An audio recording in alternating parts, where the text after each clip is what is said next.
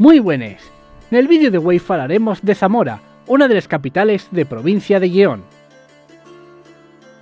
Aunque Zamora non lle dese ciudades que da vezu se tenga en cuenta en rutas turísticas, lo cierto é que esta pequeña capital de provincia, con poco más de 60.000 habitantes, tiene muchos argumentos para sorprender al viajero y a la viajera. La visita básica puede completarse en una mañana y deja disfrutar de los sos principales lugares. La ruta monumental per Zamora o ruta románica suele entamarse en la Plaza Mayor y consiste en un percorrido de poco más de unos 2 kilómetros hacia el castillo y la catedral, terminando a Veres del Douro. Todo esto puede hacerse fácilmente en un par de horas, dependiendo de cuánto entretengamos en cada visita.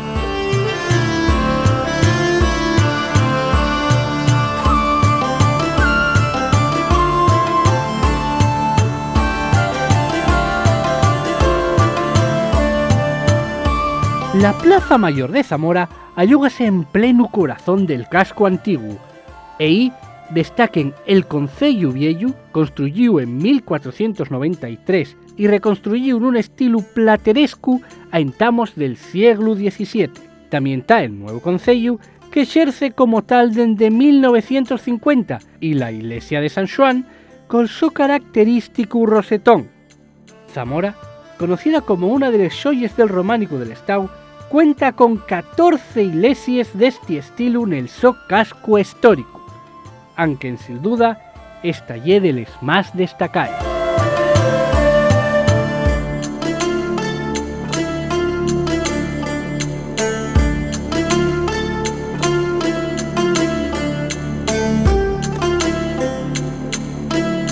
Esta ye la iglesia de San Vicente, la cual fue construida entre finales del siglo XII y principios del siglo XIII, y fue modificada con los años.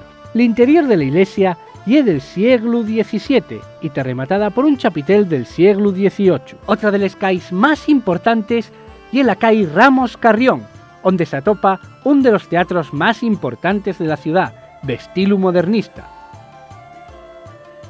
Otro de los sitios que podemos visitar es el so fabuloso mercado, donde vamos a poder disfrutar y mercar productos de la zona como cachuelas y rebojos.